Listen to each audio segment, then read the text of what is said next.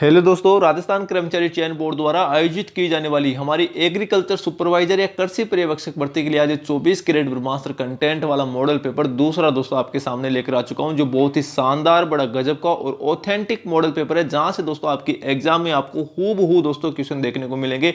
इसलिए दोस्तों फड़ो वही जो दोस्तों एग्जाम में पूछा जाए। दोस्तों इस कम समय में दोस्तों आपको वही पढ़ना है जो आपके सिलेक्शन को दोस्तों पहली बार में आपको सिलेक्शन दिलाए। और दोस्तों ऐसा 24 कैरेट ब्रह्मास्त्र कंटेंट है जो आपकी एग्जाम में एक रामबाण, एक मील का पत्थर दोस्तों साबित होगा। और मैं दावे के साथ दोस्तों बोल सकता हूं, अगर आपकी एग्जाम तक दोस्तों इन मॉडल पेपर्स को दोस्तों आपने कंटिन्यू दोस्तों देख लिया ना, तो दोस्तों आपकी किस्मत की इतनी औकात नहीं कि आपके सिलेक्शन को रोक लेगी। आप दोस्तों क्वेश्चन को देखते ही क्वेश्चन की खोपड़ी में छेद करोगे, ये मेरा दोस्तों आपसे वादा है, क्योंकि भाई बहुत ही बेहतरीन लेवल के क्वेश्चन है जो दोस्तों आपकी परीक्षा में आपको हूबहू दोस्तों यहां से देखने को मिलेंगे। तो देखते हैं दोस्तों इस मॉडल पेपर का फर्स्ट क्वेश्चन क्या होगा। यहां पर देखिए दोस्तों, पहला ही क्वेश्चन भाई बहुत ही बेहतरीन लेवल का प्रश्न है। क्या बोल रहा है, देखिए, मत्स्य संघ का राज प्रमुख दोस्तों किसे नियुक्त किया गया था। वेरी इंपॉर्टेंट क्वेश्चन है। करौली के महाराजा को, धौलपुर के महाराजा को, भरतपुर के महाराजा को, या दोस्तों अलवर के महाराजा को। भाई हमारे इस क्वेश्चन का आंसर दोस्तों क्या हो जाएगा, उत्तर नंबर बी दोस्तों बिल्कुल करेक्ट हो जाएगा, उत्तर नंबर बी। ठीक है, धौलपुर के महाराजा दोस्तों उदयभान सिंह को, नोट करना, उदयभान सिंह को दोस्तों नियुक्त किया गया था। राजस्थान एकीकरण का प्रथम चरण था दोस्तों मत्स्य संघ, इसका दोस्तों राज प्रमुख नियुक्त किया गया था। वेरी इंपॉर्टेंट, ठीक है, इस बात का ध्यान रखना। अब बात करते हैं हम दोस्तों मत्स्य संघ की। ठीक है, मत्स्य संघ की बात करें तो दोस्तों राजस्थान एकीकरण का प्रथम चरण था, जिसका निर्माण दोस्तों कब हुआ था, नोट करना, 18 मार्च 1948 को दोस्तों मत्स्य संघ का निर्माण हुआ। मतलब राजस्थान एकीकरण की प्रक्रिया दोस्तों स्टार्ट हुई थी 18 मार्च 1948 को। ठीक है, इसके अलावा देखें दोस्तों, अगर आपको पूछ ले कि इसका उद्घाटनकर्ता कौन था, भाई इसका उद्घाटनकर्ता पूछ ले, उद्घाटनकर्ता अगर आपको पूछ ले तो दोस्तों इसका उद्घाटनकर्ता था एन.वी.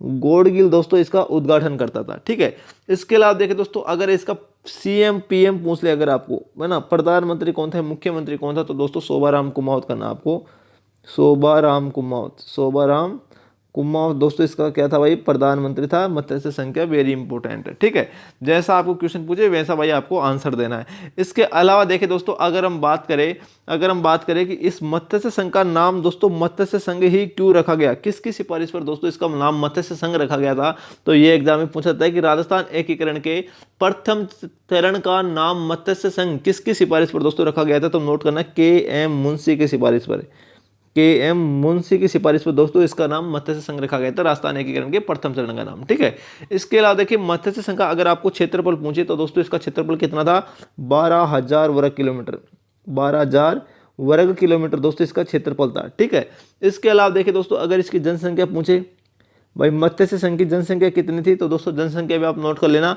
18.38 लाख दोस्तों इसकी जनसंख्या थी मत्स्य संघ की उस समय। ठीक है, इसके अलावा इसकी वार्षिक आय भी दोस्तों अक्सर एग्जाम में पूछता है, तो 184 लाख रुपए इसकी क्या थी, वार्षिक आय थी। इस बात का भी आपको मालूम होना चाहिए। ठीक है भाई, ये तो होगी दोस्तों इसकी बेसिक डिटेल। इसके बारे में देखिए दोस्तों, अक्सर एग्जाम में और क्वेश्चन पूछता है कि मत्स्य संघ का जो मंत्रिमंडल में ना, मंत्रिमंडल था, मत्स्य संघ का जो मंत्रिमंडल था उसमें भाई कौन कौन शामिल थे, ये एग्जाम में दोस्तों क्वेश्चन पूछता है। राजस्थान कर्मचारी चयन बोर्ड का फेवरेट क्वेश्चन है भाई, ध्यान। ठीक है, तो भाई ध्यान रखना कौन कौन थे। एक नंबर पे आता है दोस्तों हमारा शोभाराम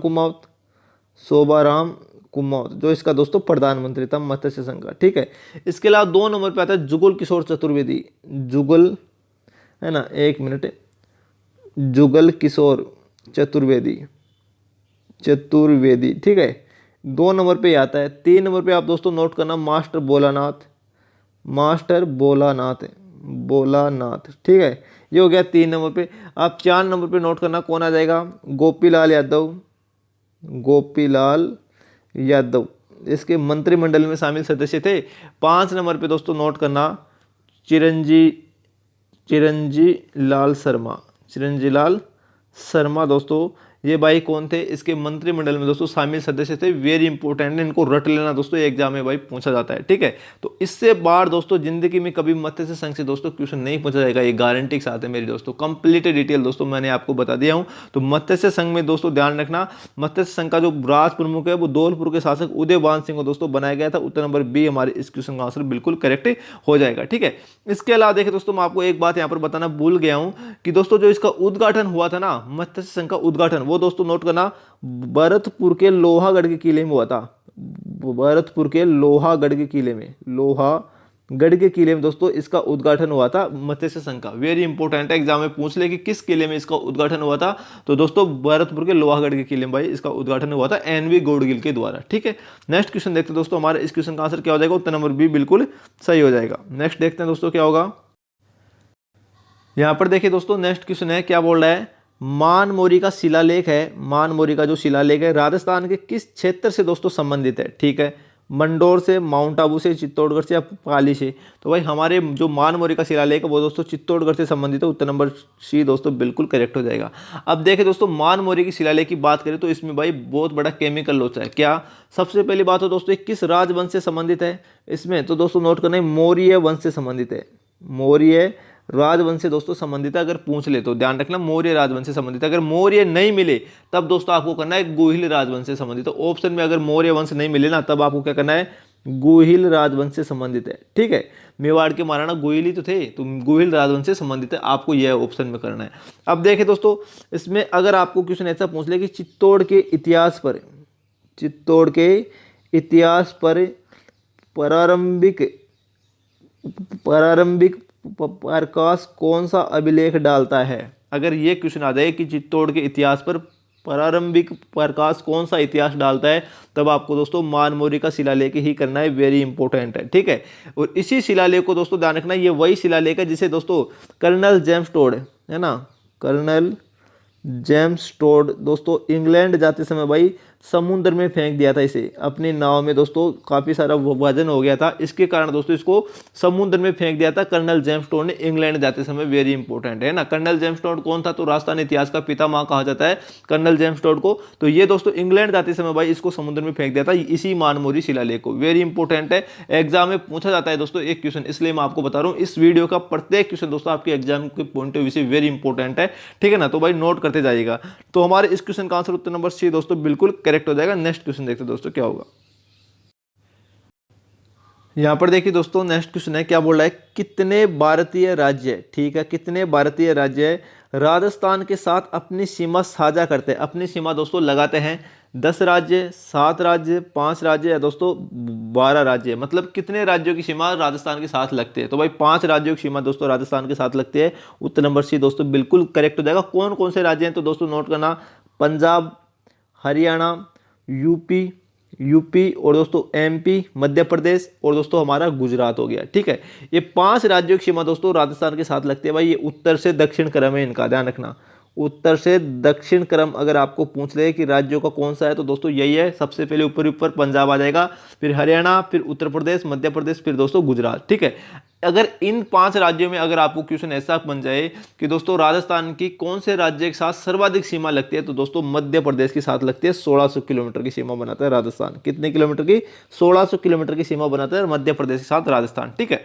एक क्वेश्चन तो ये बन सकता है।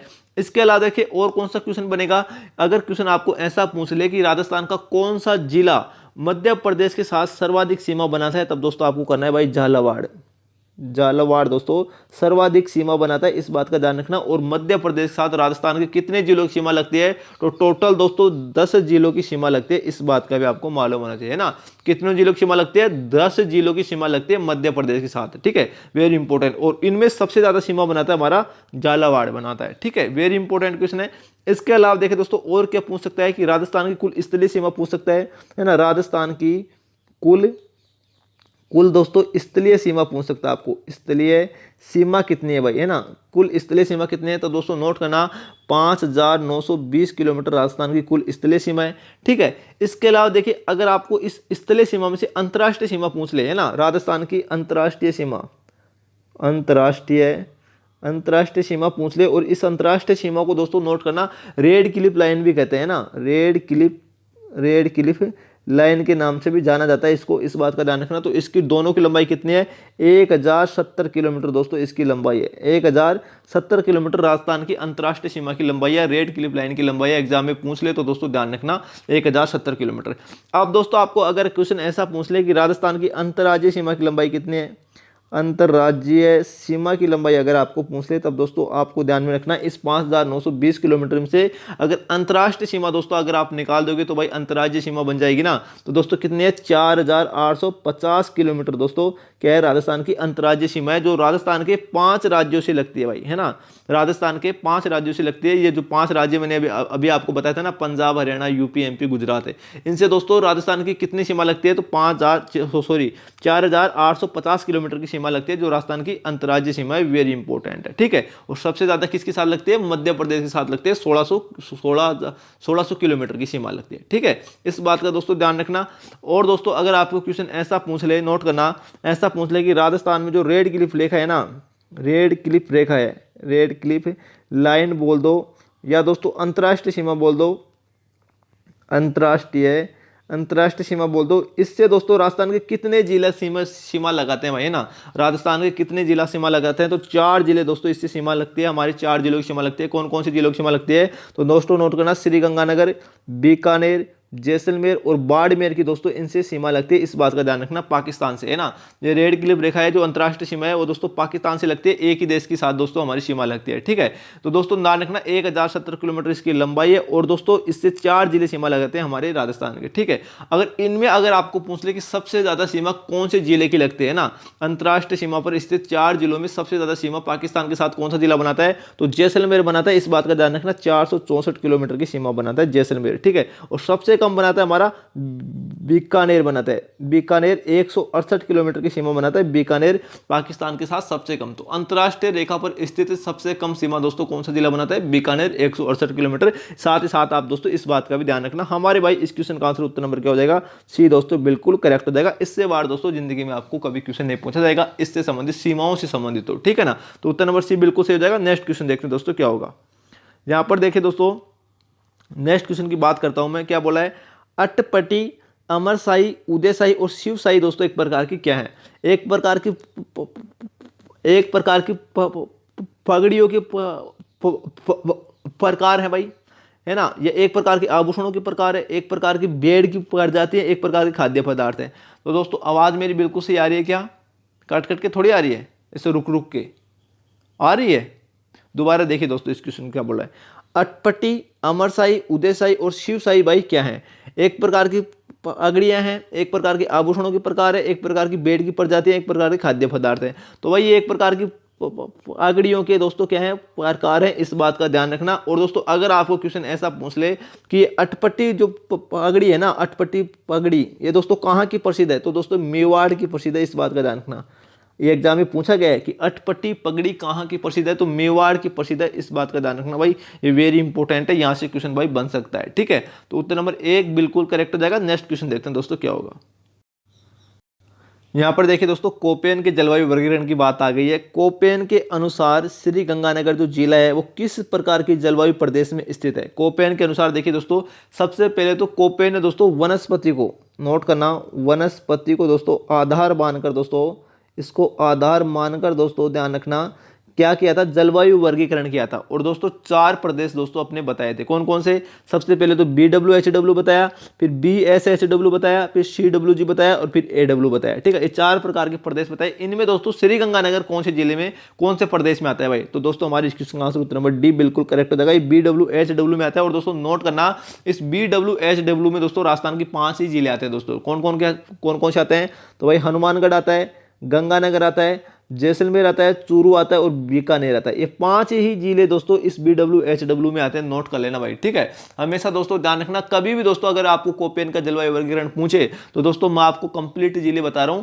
इसमें 5 जिले आते हैं BWHW में, हनुमानगढ़, गंगानगर, जैसलमेर, चूरू और बीकानेर, ठीक है।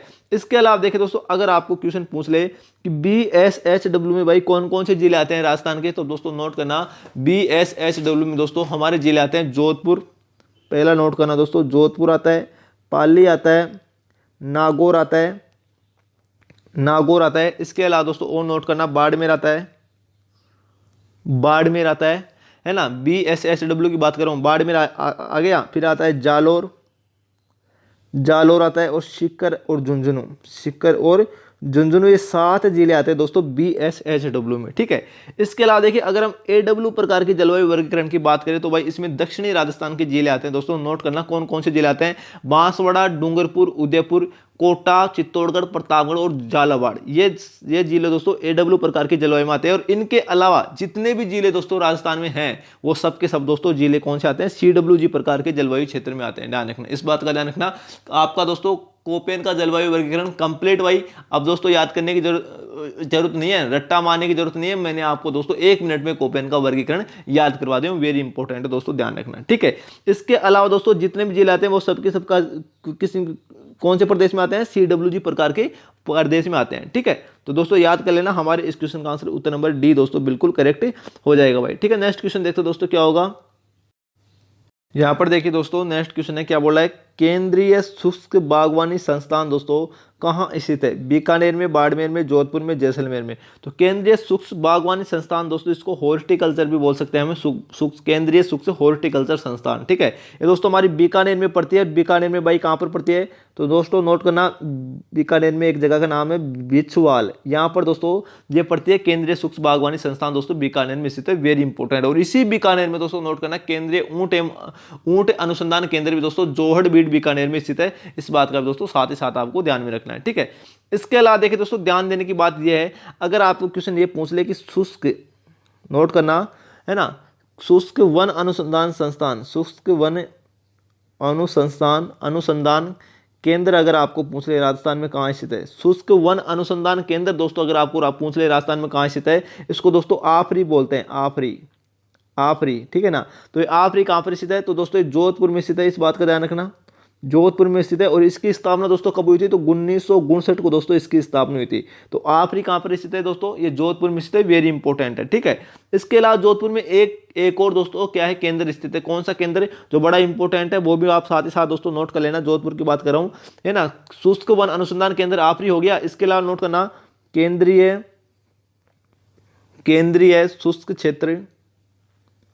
शुष्क क्षेत्र दोस्तों अनुसंधान केंद्र अगर आपको पूछ ले, अनुसंधान केंद्र अगर आपको पूछ ले, इसको बोलते हैं भाई आफरी।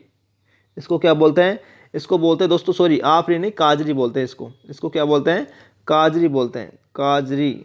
ये काजरी कहाँ पर स्थित है भाई, केंद्रीय शुष्क क्षेत्र अनुसंधान केंद्र अगर आपको पूछ ले काजरी, तो दोस्तों ये स्थित है, ये भी हमारे जोधपुर में स्थित है। और इसकी स्थापना दोस्तों पूछे तो 1985 में दोस्तों इसकी स्थापना हुई थी, वेरी इंपॉर्टेंट है, ठीक है। इस बात का ध्यान रखना, इसमें आपको कंफ्यूज नहीं होना है। अगर केंद्रीय शुष्क बागवानी संस्थान पूछे तब आपको बीकानेर करना है, केंद्रीय शुष्क क्षेत्र अनुसंधान केंद्र पूछे काजरी, ये दोस्तों हमारे जोधपुर में स्थित है, इसमें कोई कंफ्यूज नहीं होना चाहिए आपको। अगर दोस्तों आपको पूछे राजस्थान बाजरा अनुसंधान केंद्र कहाँ स्थित है, तो बाड़मेर में स्थित है, इस बात का दोस्तों थोड़ा सा ध्यान रखना, ठीक है। तो हमारे दोस्तों इस क्वेश्चन का आंसर उत्तर नंबर 1 दोस्तों बिल्कुल करेक्ट हो जाएगा। नेक्स्ट क्वेश्चन देखते हैं दोस्तों क्या होगा। और दोस्तों मैं गारंटी के साथ बोल रहा हूं, ऐसा कंटेंट दोस्तों लोग आपको भाई पेड कोर्स में दोस्तों प्रोवाइड नहीं कराते, पेड कोर्स में दोस्तों प्रोवाइड नहीं कराते। ऐसा कंटेंट, इतना बेहतरीन कंटेंट है, बिल्कुल फ्री ऑफ कॉस्ट दोस्तों आप Q50 जीके पर भाई देख सकते हो। और पहली बार में दोस्तों अपने एग्जाम में सिलेक्शन ले सकते हो, क्योंकि दोस्तों Q50 जीके आपको एक जेन्युइन, एक यूनिक और एक ऑथेंटिक कंटेंट देता है, वो भी दोस्तों बिल्कुल फ्री ऑफ कॉस्ट। और दोस्तों ऐसा कंटेंट है जो दोस्तों आपको बड़ी बड़ी कोचिंग संस्थान भाई भारी भरकम फीस में दोस्तों प्रोवाइड नहीं कराती।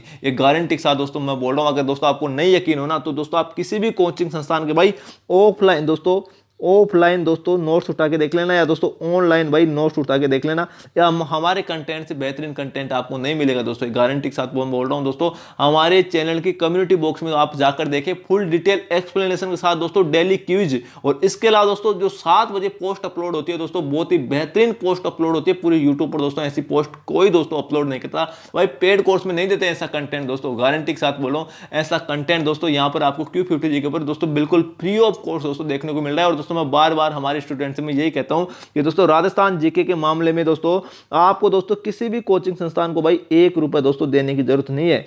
ये मेरी दोस्तों गारंटी के साथ में, वादे के साथ दोस्तों आपको बोल रहा हूं, ठीक है ना। यहां से दोस्तों आपके लिए जो कंटेंट मैं दोस्तों आपको दे रहा हूं, बिल्कुल आपके एग्जाम के लिए भाई सफिशिएंट है, आपको दूसरा कंटेंट पढ़ने की कोई जरूरत नहीं है, ठीक है। नेक्स्ट क्वेश्चन देखते हैं दोस्तों क्या होगा। यहां पर देखिए दोस्तों नेक्स्ट क्वेश्चन है, उदयपुर में भारतीय लोक कला मंडल की स्थापना दोस्तों किसने की थी, देवीलाल सामर ने, कोमल कोठारी ने, करुणा बी ने, जनार्दन राय नागर ने। देखिए दोस्तों हमारे इस क्वेश्चन का आंसर क्या हो जाएगा भाई, उत्तर नंबर दोस्तों एक बिल्कुल करेक्ट हो जाएगा। ठीक है, देवीलाल सांबर ने दोस्तों उदयपुर में जो भारतीय लोक कला मंडल है उसकी स्थापना की थी। वेरी इंपॉर्टेंट क्वेश्चन है। ठीक है, इसके अलावा देखिए दोस्तों उदयपुर में और क्या क्या स्थित है, तो दोस्तों नोट करना, उदयपुर में पश्चिमी, अगर आपको पूछ ले कि पश्चिमी सांस्कृतिक केंद्र कहाँ स्थित है, सांस्कृतिक केंद्र दोस्तों अगर आपको पूछ ले भाई ये कहाँ स्थित है, तो दोस्तों ये हमारा दोस्तों उदयपुर में स्थित है, इस बात का ध्यान रखना। ठीक है, इसके अलावा देखिए दोस्तों उदयपुर में एक चीज और स्थित है, राजस्थान साहित्य अकादमी है ना, राजस्थान साहित्य अकादमी दोस्तों अगर आपको पूछ ले ये कहाँ स्थित है, तो राजस्थान साहित्य अकादमी दोस्तों उदयपुर में स्थित है। और दोस्तों इसके द्वारा एक मासिक पत्रिका निकाली जाती है मधुमती नाम की, मधुमती नाम की दोस्तों एक मासिक पत्रिका निकल जाती है, इस बात का ध्यान रखना। एग्जाम में पूछा जाता है कि किस साहित्य अकादमी के द्वारा दोस्तों मधुमती नाम की मासिक पत्रिका निकाली जाती है, तो राजस्थान साहित्य अकादमी उदयपुर के द्वारा दोस्तों हमारी मधुमती नाम की मासिक पत्रिका निकाली जाती है। इसके अलावा देखिए दोस्तों आपको कंफ्यूज नहीं होना है, आपको दोस्तों बिल्कुल कंफ्यूज नहीं होना है। इसके अलावा ऐसी दोस्तों एक अकादमी और है, राजस्थान भाषा, नोट करना, राजस्थान भाषा एवं संस्कृति अकादमी पूछ ले आपको, राजस्थान भाषा एवं संस्कृत अकादमी दोस्तों अगर आपको पूछ ले ये कहाँ स्थित है, तो दोस्तों बीकानेर में स्थित है, बीकानेर में स्थित है। और दोस्तों इसके द्वारा दोस्तों राजस्थान भाषा एवं साहित्य संस्कृति अकादमी के द्वारा दोस्तों नोट करना, जागती ज्योत नामक दोस्तों क्या पत्रिका निकल जाती है, जागती ज्योत नामक दोस्तों पत्रिका निकल जाती है, इस बात का दोस्तों आपको मालूम होना चाहिए। वेरी इंपॉर्टेंट क्वेश्चन था दोस्तों। उत्तर नंबर क्या हो जाएगा हमारे इस क्वेश्चन का आंसर, उत्तर नंबर एक दोस्तों बिल्कुल करेक्ट हो जाएगा। ठीक है भाई, नेक्स्ट क्वेश्चन देखते हैं दोस्तों क्या होगा। यहां पर देखिए दोस्तों नेक्स्ट क्वेश्चन है, क्या बोल रहा है, गंजीफा चारबर नारचरी दोस्तों किसके प्रकार है, भाई ये नोट कर लेना, आपके एग्जाम के पॉइंट ऑफ व्यू से वेरी वेरी इंपॉर्टेंट दोस्तों क्वेश्चन है, राजस्थान कर्मचारी चयन बोर्ड का दोस्तों फेवरेट क्वेश्चन है। ठीक है, खेल एक प्रकार के खेल हैं, एक प्रकार के लोक नाट्य, एक प्रकार के वाद्य यंत्र, एक प्रकार के परिधान है। तो भाई ये एक प्रकार के खेल के प्रकार का दोस्तों ध्यान रखना, गंजीफा चारबर और नारचरी दोस्तों क्या है, एक प्रकार के खेल के प्रकार है। उत्तर नंबर एक दोस्तों बिल्कुल करेक्ट हो जाएगा हमारे इस क्वेश्चन का आंसर। इसको तो दोस्तों आप रट लेना भाई। ठीक है, इस क्वेश्चन को दोस्तों रट लेना, वेरी इंपॉर्टेंट क्वेश्चन है, भविष्य में आ जाए तो दोस्तों गलत मत करना। नेक्स्ट क्वेश्चन देखते हैं भाई क्या होगा। यहां पर देखिए दोस्तों बहुत ही गजब का प्रश्न है, निम्नलिखित में से दोस्तों किस व्यक्ति को माउंट आबू का राजस्थान के साथ एकीकरण का श्रेय दिया जाता है। वेरी इंपॉर्टेंट है, कहने का मतलब यह है दोस्तों माउंट आबू सिरोही में पड़ता है, और दोस्तों सिरोही का राजस्थान एकीकरण में विलय किसके प्रयासों से हुआ था, क्वेश्चन ये कहना चाहता है, कुंवर सिंह के प्रयासों से, हीरालाल शास्त्री के प्रयासों से, गोकुलभाई भट्ट के प्रयासों से, या दोस्तों भीम सिंह के प्रयासों से। तो दोस्तों ध्यान रखना हमारे इस क्वेश्चन का आंसर उत्तर नंबर दोस्तों सी बिल्कुल करेक्ट हो जाएगा। ठीक है, गोकुलभाई भट्ट के प्रयासों से राजस्थान में माउंट आबू और दोस्तों सिरोही का जो एकीकरण है वो दोस्तों राजस्थान एकीकरण में इसी के प्रयासों से दोस्तों इनका विलय हुआ था भाई। वेरी इंपॉर्टेंट क्वेश्चन है। इसके अलावा देखिए दोस्तों अगर आपको पूछ ले कि सिरोही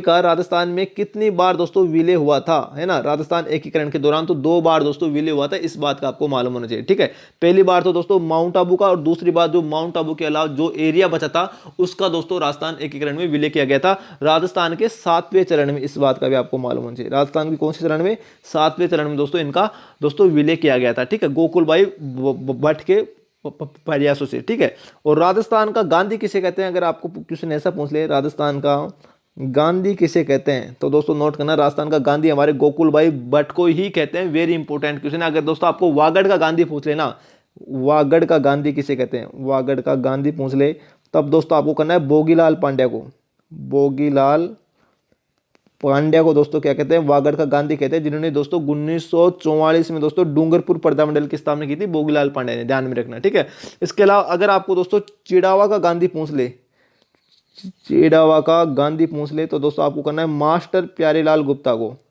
मास्टर प्यारेलाल गुप्ता को दोस्तों चिड़ावा का गांधी कहते हैं। साथ ही साथ आपको यह भी ध्यान में रखना, अगर आपको पूछ ले मेवाड़ का गांधी किसे कहते हैं, मेवाड़ का गांधी किसे कहते हैं, तो गलती से माणिक्यलाल वर्मा मत कर देना। मेवाड़ का गांधी दोस्तों कहते हैं हमारे मोतीलाल तेजावत को, जिसे आदिवासियों का मसीहा कहते हैं, मोतीलाल तेजावत को दोस्तों मेवाड़ का गांधी कहते हैं। वेरी इंपॉर्टेंट है, इस बात का ध्यान रखना। ठीक है, काफी सारे लोग माणिक्यलाल वर्मा करते हैं मेवाड़ का गांधी, माणिक्यलाल वर्मा को नहीं कहते हैं, क्योंकि दोस्तों आपको वही आंसर करना है जो राजस्थान कर्मचारी चयन बोर्ड दोस्तों उस आंसर को बिल्कुल सही मानता भाई। ठीक है, इसके अलावा देखिए दोस्तों मैं आपको एक बात और बताना चाहता हूं, अगर आपको क्वेश्चन दोस्तों ऐसा पूछ ले कि जो गोकुलभाई भट्ट है इसका जन्म दोस्तों कहां पर हुआ था, जन्म के बारे में दोस्तों पूछ ले तो सिरोही में दोस्तों एक गांव है हातल गांव। हातल गांव में दोस्तों इसका क्या हुआ था, जन्म हुआ था। वेरी इंपॉर्टेंट है, एग्जाम में सीधा सीधा क्वेश्चन पूछा जाता है कि हातल गांव का संबंध किस नेता से है। तो गोकुल भाई भट्ट का संबंध दोस्तों हातल गांव से इनका इनका जन्म स्थान है भाई। ठीक है, हातल गांव जो हमारे कहाँ पर पड़ता है, सिरोही में स्थित है। ठीक है, वेरी इंपॉर्टेंट है, इस बात का ध्यान रखना। इसके अलावा देखिए जो सिरोही है ना, सिरोही है, इसका दोस्तों प्राचीन नाम भी एग्जाम में काफी बार पूछा जाता है। तो इसके 3 प्राचीन नाम है, कौन कौन से, एक तो नोट करना, एक तो चंद्रावती, चंद्रावती कहते हैं। इसके अलावा एक दोस्तों सिरोही को अर्बुद प्रदेश भी कहते हैं, अर्बुद प्रदेश भी कहते हैं। और इसके अलावा दोस्तों इसको शरणवाही भी कहते हैं, शरणवाही भी कहते हैं दोस्तों हमारी सिरोही को। दोस्तों इस बात का ध्यान रखना। ठीक है, 3 दोस्तों इसके प्राचीन नाम है, वेरी इंपॉर्टेंट है। जैसा आपको क्वेश्चन मुझे भाई वैसा आपको आंसर करना है। नेक्स्ट क्वेश्चन देखते हैं दोस्तों क्या होगा। हमारे इस क्वेश्चन का आंसर उत्तर नंबर सी बिल्कुल सही हो जाएगा।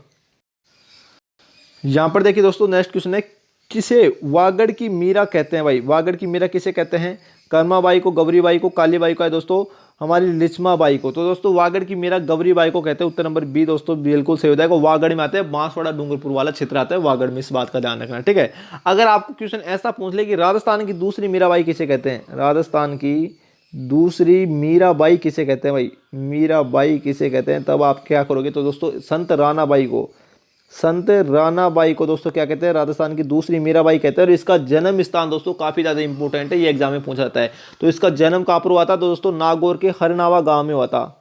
हरनावा गांव में दोस्तों इसका जन्म स्थान हुआ था। राजस्थान की दूसरी मीराबाई रानाबाई का जन्म दोस्तों हरनावा गांव नागौर में हुआ था। वेरी वेरी इंपॉर्टेंट है, जैसा आपको क्वेश्चन पूछे भाई वैसा आपको आंसर देना है, इसमें दोस्तों गलती आपको नहीं करना है। ठीक है, नेक्स्ट क्वेश्चन देखते हैं दोस्तों क्या होगा। यहाँ पर देखिए नेक्स्ट क्वेश्चन है, क्या बोला, श्रीलाल जोशी का संबंध दोस्तों किससे है, फड़ से, रम्मत से, ख्याल से, नौटंकी से। देखिए श्रीलाल जोशी का संबंध दोस्तों फड़ चित्रांकन से है। और दोस्तों फड़ चित्रांकन कहाँ का प्रसिद्ध है राजस्थान में, तो शाहपुरा भीलवाड़ा का प्रसिद्ध है। शाहपुरा भीलवाड़ा का प्रसिद्ध है, जहां पर दोस्तों राम सनेही संप्रदाय की मुख्य पीठ स्थित है शाहपुरा भीलवाड़ा में, इस बात का ध्यान रखना। ठीक है, और शाहपुरा भीलवाड़ा का दोस्तों फूल डोल महोत्सव भी प्रसिद्ध है, इस बात का ध्यान रखना। फूल डोल महोत्सव भी शाहपुरा भीलवाड़ा का प्रसिद्ध है। अगर एग्जाम में पूछ ले कि कहाँ का प्रसिद्ध है फूल डोल महोत्सव, तो शाहपुरा भीलवाड़ा का ही प्रसिद्ध है, राम सनेही संप्रदाय द्वारा मनाया जाता है। ठीक है, और राम सनेही संप्रदाय की मुख्य पीठ भी शाहपुरा भीलवाड़ा में स्थित है। इसके अलावा देखें दोस्तों अगर आपको रम्मत की बात करें तो रम्मत कहाँ का प्रसिद्ध है, रम्मत लोकनाट्य, तो जैसलमेर बीकानेर का प्रसिद्ध है, जैसलमेर बीकानेर का प्रसिद्ध है रम्मत लोकनाट्य। ठीक है, नौटंकी की बात करें तो दोस्तों नौटंकी जो लोकनाट्य ये दोस्तों अलवर भरतपुर का प्रसिद्ध है, अलवर भरतपुर का प्रसिद्ध है, इस बात का दोस्तों ध्यान रखना। तो हमारे इस क्वेश्चन का आंसर उत्तर नंबर 1 दोस्तों बिल्कुल करेक्ट हो जाएगा भाई। ठीक है, नेक्स्ट क्वेश्चन देखते हैं दोस्तों क्या होगा। यहाँ पर देखिए दोस्तों नेक्स्ट क्वेश्चन है, राजस्थान इको टूरिज्म पॉलिसी दोस्तों कब लागू की गई थी, 2021 में, 2022 में, 2020 में, 2019 में। बहुत ही फेमस क्वेश्चन है दोस्तों, राजस्थान कर्मचारी चयन बोर्ड का फेवरेट क्वेश्चन आप दोस्तों इसे बोल सकते हो भाई। ये 2021 में लागू की गई। और दोस्तों 2021 के बाद में जितने भी एग्जाम हुए ना लगभग दोस्तों सभी एग्जाम में क्वेश्चन दोस्तों पूछा गया है, इतना फेवरेट क्वेश्चन है। तो उत्तर नंबर 1 दोस्तों बिल्कुल सही हो जाएगा। राजस्थान इको टूरिज्म पॉलिसी दोस्तों 2021 में भाई लागू की गई थी, वेरी इंपॉर्टेंट क्वेश्चन है। ठीक है, इसके अलावा देखिए दोस्तों नेक्स्ट क्वेश्चन देखते हैं हम क्या बोल रहा है। यहाँ पर देखिए दोस्तों नेक्स्ट क्वेश्चन है बहुत ही शानदार दोस्तों प्रश्न है। यहाँ पर देखिए क्या बोल रहा है, उत्तर पश्चिमी रेलवे का मुख्यालय दोस्तों कहाँ स्थित है। उत्तर पश्चिमी रेलवे की बात हो रही है, कोटा में, जोधपुर में, उदयपुर में या जयपुर में। तो दोस्तों इसका मुख्यालय किसी दोस्तों पश्चिमी राजस्थान में मत कर देना आप, है ना, जैसलमेर बाड़मेर समझ के आप दोस्तों कर दो। इसका मुख्यालय दोस्तों जयपुर में अवस्थित है। उत्तर नंबर डी दोस्तों बिल्कुल सही हो जाएगा, उत्तर पश्चिमी रेलवे का मुख्यालय। ठीक है, राजस्थान में जयपुर में स्थित है। इसके अलावा देखिए दोस्तों मैं आपको बहुत गजब की बात बताने वाला हूँ। 2 क्वेश्चन दोस्तों नोट करना, 2 क्वेश्चन है। एक क्वेश्चन है दोस्तों नोट करना, राजस्थान पश्चिमी क्षेत्रीय रेलवे प्रशिक्षण स्कूल। क्या बोला, दोबारा सुनिए, राजस्थान पश्चिमी क्षेत्रीय रेलवे प्रशिक्षण स्कूल कहाँ स्थित है राजस्थान में। अगर ऐसा कुछ क्वेश्चन आ जाए तब आपको करना है उदयपुर में, ये उदयपुर में स्थित है। राजस्थान पश्चिमी क्षेत्रीय रेलवे प्रशिक्षण स्कूल उदयपुर में स्थित है। ठीक है, इसके अलावा अगर आपको क्वेश्चन ये पूछ ले, नोट करना मैं क्या बोल रहा हूं, अगर आपको क्वेश्चन ये पूछ ले कि भारतीय रेल अनुसंधान एवं प्रशिक्षण केंद्र कहाँ स्थित है, प्रशिक्षण केंद्र कहाँ स्थित है, अगर आपको क्वेश्चन ये पूछ ले तब दोस्तों राजस्थान में पचपदरा बाड़मेर में स्थित है। वेरी इंपॉर्टेंट है। भारतीय रेल अनुसंधान एवं प्रशिक्षण केंद्र पचपदरा बाड़मेर में स्थित है। और राजस्थान पश्चिमी क्षेत्रीय रेलवे प्रशिक्षण स्कूल उदयपुर में स्थित है। और उत्तर पश्चिमी रेलवे का मुख्यालय जयपुर में स्थित है। तीनों क्वेश्चन अलग अलग हैं और तीनों भाई एग्जाम के पॉइंट ऑफ व्यू से वेरी इंपॉर्टेंट है, राजस्थान कर्मचारी चयन बोर्ड द्वारा पूछे गए हैं। ठीक है, तो इसमें दोस्तों आपसे गलती नहीं होनी चाहिए दोस्तों, वेरी इंपॉर्टेंट क्वेश्चन है। ऐसा कंटेंट दोस्तों मैं फिर से बोल रहा हूं, लोग आपको दोस्तों पेड कोर्स में प्रोवाइड नहीं कराते, लेकिन दोस्तों यहां पर आपका भाई सिर्फ और सिर्फ यार आपके लिए मेहनत करता है, आपका फर्ज बनता है दोस्तों चैनल को सब्सक्राइब कर देना। और दोस्तों मैं गारंटी के साथ बोल रहा हूं, अगर आपकी पेपर में दोस्तों हमारे मॉडल पेपर से दोस्तों हूबहू क्वेश्चन नहीं पूछे गए ना, तो दोस्तों चैनल को अनसब्सक्राइब कर देना। इतनी गारंटी के साथ दोस्तों मैं आपको बोल रहा हूं, वीडियो को डिसलाइक कर देना और चैनल को दोस्तों तुरंत आप दोस्तों अनसब्सक्राइब कर देना। ठीक है, इतना दोस्तों अगर हूबहू दोस्तों क्वेश्चन नहीं पूछे गए तो ये गारंटी के साथ दोस्तों मैं बोल रहा हूं। ठीक है, तो हम नेक्स्ट देखते हैं दोस्तों, नेक्स्ट क्वेश्चन क्या होगा। यहां पर देखिए दोस्तों, नेक्स्ट क्वेश्चन है मृदा संरक्षण की प्रमुख विधि भाई कौन सी नहीं है। प्रमुख विधि कौन सी नहीं है, फसल चक्रीकरण है, रासायनिक उर्वरकों का प्रयोग, ये नहीं है भाई। उत्तर नंबर बी दोस्तों हमारे इस क्वेश्चन का आंसर बिल्कुल करेक्ट हो जाएगा। इसके अलावा पट्टीदार कृषि भी है, पशु चारण पर नियंत्रण भी दोस्तों मृदा संरक्षण का दोस्तों एक प्रकार की विधि है। ठीक है, तो उत्तर नंबर बी दोस्तों बिल्कुल सही हो जाएगा। कॉमन सेंस का पर्सन था, उत्तर नंबर बी बिल्कुल सही हो जाएगा।